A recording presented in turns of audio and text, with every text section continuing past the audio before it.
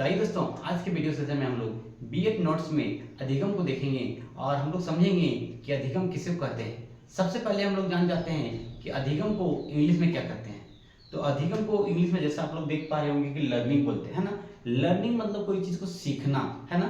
तो अधिगम का जब भी परिभाषा पूछेगा कि अधिगम से आप क्या समझते हैं, तो हम लोग बोल सकते हैं कि किसी भी नए विषय वस्तु को सीखना या समझना अधिगम कहलाता है।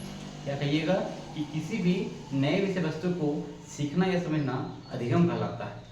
तत्पश्चात हम लोग आते हैं कि अधिगम को प्रभावित करने वाले कारक, जिसको हम लोग बोलते हैं फैक्टर्स अफेक्टिंग लर्निंग। यानी हम जब कोई भी चीज को सीखते हैं तो कौन कौन सा ऐसा चीज है जो हमारे सीखने में परेशानियां उत्पन्न करने का काम करती है ना। तो सबसे पहले यहाँ पे हम लोग देखेंगे शारीरिक स्वास्थ्य, यानी हमारा बोल सकते हैं फिजिकल हेल्थ है ना। तो फिजिकल हेल्थ यानी जब तक हम लोग का शरीर स्वस्थ नहीं रहेगा, ऐसा बोला जाता है कि हेल्थ इज वेल्थ है ना। तो हेल्थ इज वेल्थ यानी हम लोग बोल सकते हैं कि जब तक हमारा शरीर स्वस्थ नहीं रहेगा तब तक हम लोग किसी भी विषय वस्तु को अच्छे से नहीं सीख पाएंगे। इसीलिए जब भी हम लोग किसी विषय वस्तु को सीखना चाहते हैं तो इसके लिए हमारा शारीरिक स्वास्थ्य का अच्छा होना बहुत ही जरूरी है।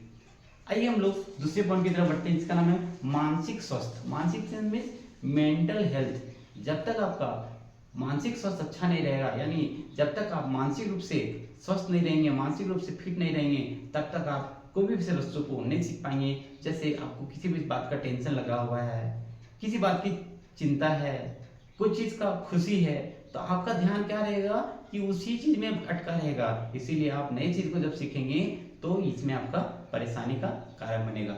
नेक्स्ट पॉइंट है परिपक्वता, जिसको हम लोग क्या बोलते हैं मैच्योरिटी है ना। तो मैच्योरिटी लेवल जब तक आपका अच्छा नहीं रहेगा तब तक हम नहीं सीख पाएंगे, क्योंकि इसके लिए हम लोग को परिपक्व होना पड़ेगा है ना, मैच्योर होना पड़ेगा।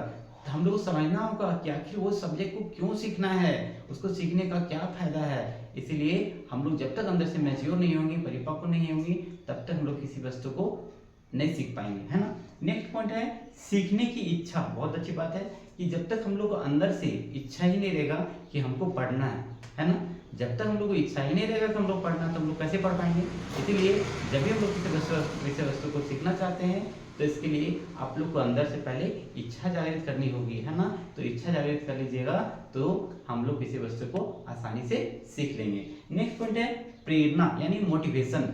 आपको पता होना चाहिए कि मोटिवेशन बहुत बड़ा चीज है, क्योंकि एक इंसान जो धरती में रहता है आज चांद पे पहुंच गया है, ये मोटिवेशन का ही असर है कि इंसान एक से एक आज विज्ञान से संबंधित खोज कर लिया है। विज्ञान के क्षेत्र में अलग अलग प्रकार का खोज दिन प्रतिदिन हो रहा है, ये प्रेरणा के संबंधित हो पाया है ना। इसलिए हम लोग को प्रेरित होना पड़ेगा। जैसे कोई पढ़ लिख के बहुत बड़ा नौकरी कर लिया, कोई पढ़ लिख के बहुत ज्ञानवान बन गया, तो हमको उससे प्रेरित होना होगा कि वो इंसान जो आज तक उसका समाज में वैल्यू नहीं था, वो इंसान जिसका समाज में कोई चाहता नहीं था, पहचानता नहीं था, आज पढ़ लिख के इतना बड़ा आदमी बन गया।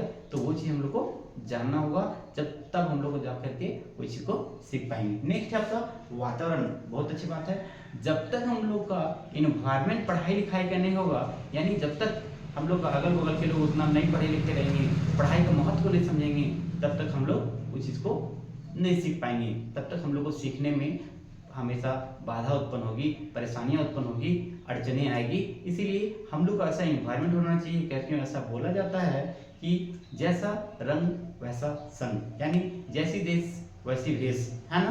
तो जिस तरह का हम लोग का अगल बगल का लोग रहेगा वैसा ही हम लोग सीखेंगे। इसीलिए हम लोग का वातावरण का अच्छा होना बहुत ही जरूरी है। नेक्स्ट पॉइंट है शिक्षण सहायक सामग्री। बहुत अच्छी बात है कि जब भी हम लोग कोई नया चीज को सीखना चाहते हैं और उससे संबंधित जो भी सामग्री है, जैसे कॉपी, कलम, किताब, लाइट, टेबल, कुछ भी ऐसा कुछ ही नहीं रहेगा, पढ़ने वाला सामान ही रहेगा, तो हम लोग नहीं सीख पाएंगे। इसीलिए जब भी हम लोग नई चीज़ को सीखना चाहते हैं तो उससे संबंधित पढ़ने लिखने का सारा सामान हमारा उपस्थित होना चाहिए, अवेलेबल होना चाहिए। अगर नहीं अवेलेबल है तो हम लोग को सीखने में परेशानी उत्पन्न होगी।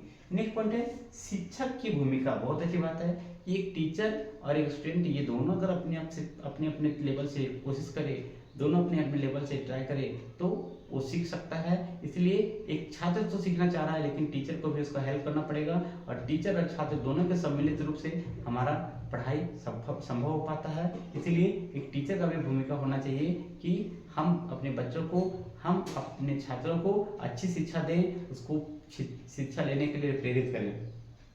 नेक्स्ट है शिक्षण विधि। बहुत अच्छी बात है कि जब तक टीचर को पता ही नहीं रहेगा कि हम कौन सा शिक्षण विधि से पढ़ाएंगे कि हमारे बच्चों को समझ में आ जाएगा और हमारे बच्चे अच्छे से सीख पाएंगे, तब तक आप एक अच्छी शिक्षा, गुणवत्तापूर्ण शिक्षा नहीं दे सकते हैं। इसलिए टीचर का शिक्षण विधि बहुत बड़ा मायने रखता है।